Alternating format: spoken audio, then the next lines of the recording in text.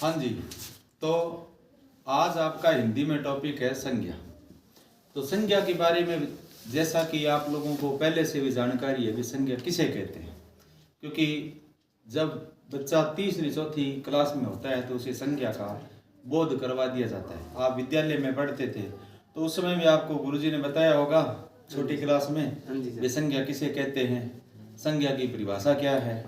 उसके बाद में छठी सातवीं आठवीं 10वीं 12वीं तक के संज्ञा का नॉलेज हो गया। किताबों में संज्ञा की परिभाषा ये लिखी है, किसी व्यक्ति के नाम को, किसी वस्तु को, किसी स्थान को संज्ञा कहते हैं। ये तो कि किताबी बात कि कोई व्यक्ति है, कोई वस्तु है, कोई स्थान है, ये संज्ञा है। अब संज्ञा फिर भी पीछा नहीं छोड़ रही। पीछा छोड़ती तो आप यहाँ कोचिंग थोड़ी करते, इसका मतलब संज्ञा अभी भी दुख दे रही है। अब संज्ञा की विशेषता सुन लेना मेरे हिसाब से। गांव आओ थे सारा? Yes sir. संज्ञा किन्ने कहवाय? मेरी बात ध्यान सुनियो। संज्ञा बे सारी चीज है जक्की के बारे में थाना नॉलेज है, यानी जक्की चीज है, चाहे वह आंखें दिस है, चाहे वह काना सुनी जाए, चाहे आपने मान लो कोई टच करे, सारी संज्ञा संज्ञा है। यानी कि आपने कोई चीज की शोरूम आवे बा भी संज्ञा है, कोई चीज की बांस आवे अब हड खोड़ा में थाने ठाम दिया तो कहे हो डाडो बांस है, बा भी संज्ञा है, बा भी संज्ञा है। सुगंध आवे बा भी संज्ञा है। कोई मुक्को बंके आपने कहानी अपन डरा तो बा भी संज्ञा है। कोई हाथ फेर गयो यहाँ बा भी संज्ञा है। हर प्रकार की संज्ञा है। तो आप संज्ञा के बारे में क्या कहोगे? जिस चीज के बारे में हमें बोध है, चाहे वो भगवान है, चाहे वो भूत है, चाहे वो आहू है, आहू भी संज्ञा है। टापर ने कह देनी भी चुप हो जा, आहू आज लो, बा भी संज्ञा है। टापर ड्राइवियो बा भी संज्ञा है।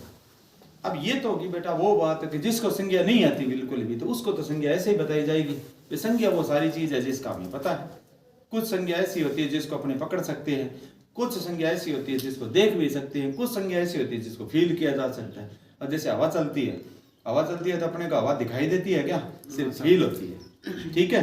तो सरकारी तौर पर संज्ञा की बात करें ना, सरकारी किताबों में संज्ञा क्या कहती है, तो संज्ञा बेटा मुख्यतः 3 प्रकार की मानी गई है।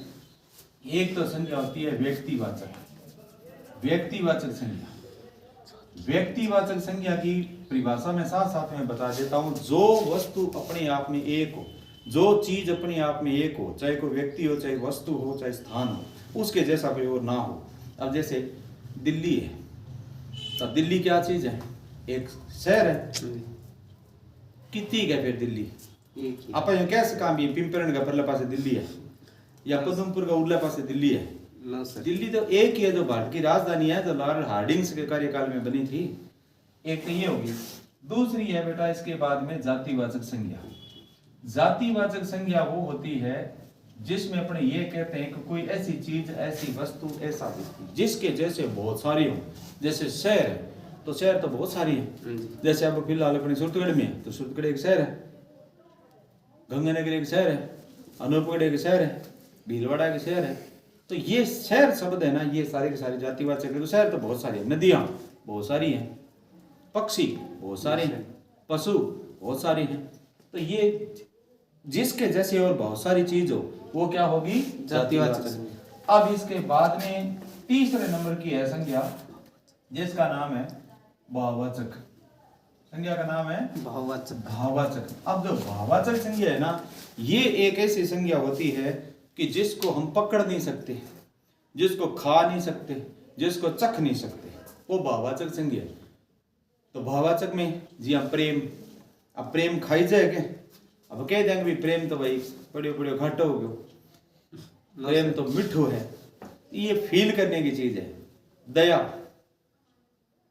दया एक है। ममता, ये मन के भाव होते हैं जिसको हम फील कर सकते हैं। जैसे दुख, सुख, ये भाव है एक प्रकार के, तो ये भाववाचक संज्ञा है। तो 3 प्रकार की तो संज्ञा होगी हमारे मेन। यस सर, होगी 3 संज्ञा। अब इन 3 संज्ञाओं में 2 संज्ञा आगे और जुड़ती है। तो मुख्य तो संज्ञा 3 प्रकार की होती है, लेकिन कुछ एग्जाम्पल ऐसे आते हैं जो अलग से आते हैं। तो वो बेटा 2 भाग इस जातिवाचक संज्ञा के बनते हैं अलग से। इसके 2 भाग और हो जाते हैं। कितने? 2 भाग। और वो पहला भाग जो बनेगा ना इसमें, जिसका नाम है पदार्थवाचक। पदार्थवाचक संज्ञा। अब बेटा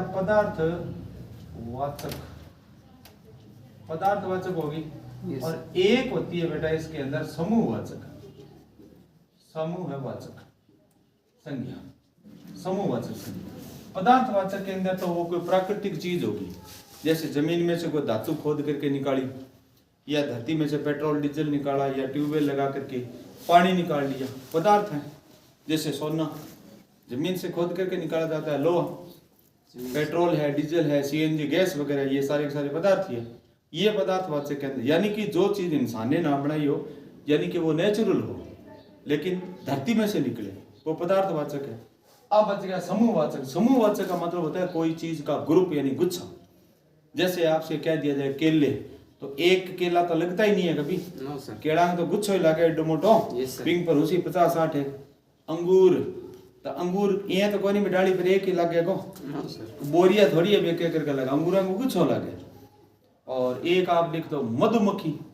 अब मधुमक्खी देखड़ी है, जिया मान लो एक यहाँ डालो है और डाले के ऊपर यहाँ सहत लगे यहाँ करके, तो इन पर एक ही मक्खी बैठे कि एक बैठी है, एक ही थोड़ी बैठी है, इन पर तो घनी बैठी है, तो इसका मतलब समूह है। सेना, और सेना शब्द है, जैसे सेना, तो सेना में सैनिक होते हैं, तो एक ही सैनिक होता है क्या? No, sir. ठीक है। छात्र, तो छात्र एक नहीं होता, बहुत होते हैं। कक्षा एक टाबर तो बने को नहीं, बड़ा सारा टाबर होना चाहिए। तो जहां पर आपको समूह लगे, बीच में तो बहुत ज्यादा ग्रुप है, एक नहीं है बल्कि अनेक है, ये समूहवाचक है। आगे ऐसा है संज्ञा होगी। अब थाने कोई उदाहरण पूछ लिया, कोई मर्जी कुछ भी पूछ लिया, तो थे मिनटा में बता देगा भी संज्ञा इन के कह सको। अब तो आराम कह देगा आलिती संज्ञा है। अभी संज्ञा ने सिर पर चक्के फिरो, जिज्ञा फिरता फिरा टाबर, माने कोई हिंदी पढ़ा, माने कोई यहाँ पढ़ा, आ संज्ञा इतनी संज्ञा। अब कुछ मर्जी आ जाए और थे पूछ देखो उदाहरण, जिया मर्जी पूछो, मैं थाने सिखाऊंगा भी वो वहां से कोई मर्जी की बोलो, थारे मन में होनी चाहिए, होना हिंदी को चाहिए, क्योंकि अपना सब्जेक्ट हिंदी चलन लग गए थे। हिंदी में कोई मर्जी आ जाए, कुछ भी आ जाए, आप बता सकाएं। क्यों? क्योंकि अपने को इसका पूरा लेवल का पता चल गया भी संज्ञा की परिभाषा ये है, ऐसी हमारी संज्ञा होती है। ठीक है, करते हैं शुरू। अब ये तो बेस बता दिया आपको संज्ञा का। ठीक है, ओके भाई।